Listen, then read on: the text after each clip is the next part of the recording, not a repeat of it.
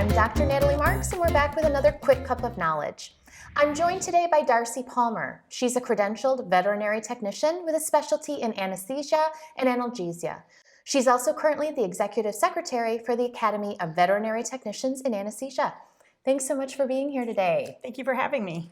Well, Darcy, you're here with the Veterinary Anesthesia Nerd Symposium and doing a lot of educating and lecturing about airway protection, intubation, extubation, recoveries. And as we were just briefly chatting, it seems to be sometimes an area where maybe we are a little too casual about both the beginning and the ending of our procedure. So let's start with intubation. Okay. I want to hear from you a little bit about your tips and tricks and really what our team should be looking for to make that a safe process.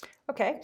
Well, a lot of people take for granted about how easy it is to intubate cats and dogs, and it is. It's really easy, but there's going to be times when it's difficult or when it's not straightforward. And so it's important for a technician to know what tools are available to them so that they can perform intubation as quickly as possible. So if we start back in saying before intubation, all patients will benefit from pre-oxygenation.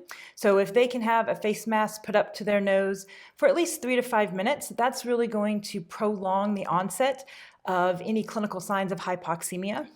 And then during intubation, I recommend that every single person utilize a laryngoscope to perform the task. That just gives you the best view of the larynx and really moves the tongue out of the way, the epiglottis out of the way. And so you have the best chance of actually putting the tube into the trachea rather than accidentally putting it into the esophagus. And that's also probably a good time to visualize abnormalities in that area, right? Absolutely. And the fact that the laryngoscope has a light source allows it to illuminate the entire oral cavity. So if there's any abnormal anatomy at that time, that's a time when the technician can bring it to the attention of the doctor so that the doctor can take a more closer look. So let's talk a little bit more about intubation of cats, because I think that has a little bit of a steeper learning curve for a lot of veterinarians and technicians alike. What are some of your tips and tricks to doing that safely and efficiently? Okay, so with cats, you definitely always want to have a laryngoscope. Again, that's just going to give you the best view of the tracheal opening. A lot of people will use stylets in the endotracheal tube to kind of give the tube some stability. But there's several studies that have actually shown that the misuse of a metal stylet, allowing that stylet to go out the distal end of the tube, it has been linked to causing tracheal ruptures and damage that way. And so I don't really advocate the use of metal stylets anymore, because I think if you're going to use one of the plastic or the PVC endotracheal tubes, they have their own natural curve. And so we don't really need to use that metal stylet. Cats are also really prone to laryngospasm, and so using lidocaine to desensitize the arytenoids before attempting intubation is another way that you can minimize trauma by trying to get that tube in place when they're trying to spasm down like that. So definitely having all of the tools that you might need. A guide tube, like a polypropylene urinary catheter, can be placed first, and then the endotracheal tube is threaded over that and situated into place. And so I think that having all the tools is definitely going to increase your chances of successfully intubating a cat with minimal trauma. And talk about the cuff. What about inflation of the cuff, and how do you teach technicians the proper way to assess if I'm overinflated, underinflated, or right at that safe zone? So ideally, we want to be selecting the proper size of endotracheal tube to fit the diameter of the trachea. And so using your fingers on the ventral aspect of the neck, you can use your fingers as calipers to kind of judge the diameter of the trachea. So you want to place a tube that is as close to the tracheal diameter as possible. Mm-hmm. And then that's going to allow us to only fill the cuff to a minimum volume. If you intubate with too small of an endotracheal tube, what ends up happening is that you need to inflate that cuff with a large amount of air to create a nice seal with the tracheal wall. And overinflation of the cuff is a huge reason that we see complications result from intubation. There's actually a couple studies. There's one in dogs that was done in 2012, and one in cats that was just published this year. And they basically showed us that all the methods that we normally use to properly inflate the cuff aren't reliable. And so they actually recommend using a manometer, some kind of device that we can measure the pressure that is being exerted on the tracheal wall. So anytime you go to inflate a cuff, you should have one of those devices so that you know exactly how much pressure is being put on the trachea. So it sounds like until everyone can get those, we really want to do our best to approximate that diameter so we're minimizing cuff inflation. Yes, and so for those who don't have that particular device, because it can be hard to justify. I mean, some of those devices that are on the market are over $300, which is a very hard sell for something that is a relatively straightforward, easy procedure to do. So the next best option for inflating the cuff is a procedure called minimum occlusive volume. And so it involves the use of two people. One person is going to be squeezing the reservoir bag while the other person is listening for a leak coming from the patient's mouth after you've intubated. And as that person is squeezing the reservoir bag, the other person is adding air until that hissing sound or an air leak stops. And if you don't hear that hissing sound, then no air should be added to the cuff. And what's really important is that you shouldn't be adding air to the cuff unless somebody else is squeezing that reservoir bag. So that's the important point there.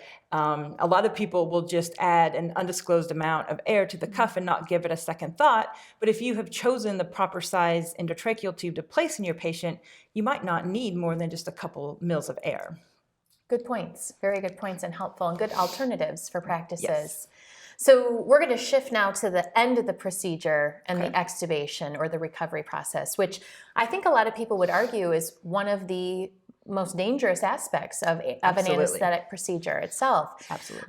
So let's talk about extubation, what we should be watching for. Is it different dogs or cats? And what are your tricks for minimizing rough recoveries? Sure. Okay, so once the patient is in recovery, before you turn off the inhalant, what I suggest doing is going back and reviewing your anesthesia record as a whole. If you're wanting to ensure that your patient does not have a rough recovery, you need to have that knowledge and information about the last time they got pain medications and the last time they got sedatives. And so if the duration of action of those drugs has lapsed, by the time you turn them off the inhalant, there's a good chance they're going to have a rough recovery. So being prepared with more analgesic drugs, more sedative agents can really prevent a horrible recovery from going super bad. Mm-hmm. So that would be the first step that I would say needs to be taken, is review your anesthesia record. And then in the event that a patient does wake up rough, having enough people there to just provide gentle restraint while another individual is able to give some drugs. And so the first step would be, a rough recovery can be caused by three things: pain, emergence delirium, and dysphoria. So oftentimes it can be very difficult, if not impossible, to figure out what was the cause of that rough recovery. And so there's a certain logarithm that we kind of follow. To rule out pain, you would just give some more analgesia in recovery. To rule out emergence delirium, you would then provide some more sedation. Usually the combination of giving more opioid and more sedation will usually calm that patient down from a rough recovery. Okay, great. Well, really good tips. And I know we could probably talk about this for a very long time, but we have to unfortunately wrap this session up. Sure. One more quick question for you, and that really involves the critical role of the technician in this process, because I think there's quite a bit of variability in practices doing anesthetized and sedated procedures in what that technician's role really is. And what is your view? What should that technician be taking charge of? Because I think it's important for both technicians and practitioners to hear this. Sure. So speaking solely for recovery process, I think it is absolutely imperative that a dedicated person stay with that patient until they are extubated. I see it happen all the time where a clinic is very busy and they're trying to be efficient with their time, and they'll finish one procedure, put that patient on the ground, still intubated, and then that technician is trying to do multitask to get the next patient ready to go. Well, if nobody is watching that patient that is still intubated, you have a greater risk for a lot of complications occurring. So they can suddenly wake up and bite that tube in half and have the distal end be aspirated back into their lungs. Not watching them and providing them with an oxygen source, they can easily get hypercapnic, where their CO2 level increases, and that in turn will dilute oxygen, so they become very hypoxemic as well. And if an animal is simply not breathing in recovery, the apnea alone can lead to respiratory arrest. So having a dedicated person stay with that patient until they are extubated, and then making sure that that patient is checked on a regular basis until they make a full recovery is absolutely important. Well, these are all wonderful tips, and certainly I think things that we knew but maybe didn't know all the nuances about, especially in regards to the intubation and extubation process. So thank you so much for all of your knowledge, expertise, and for your ability to educate us. We really appreciate it. Thanks so much for joining us. Thanks for having me.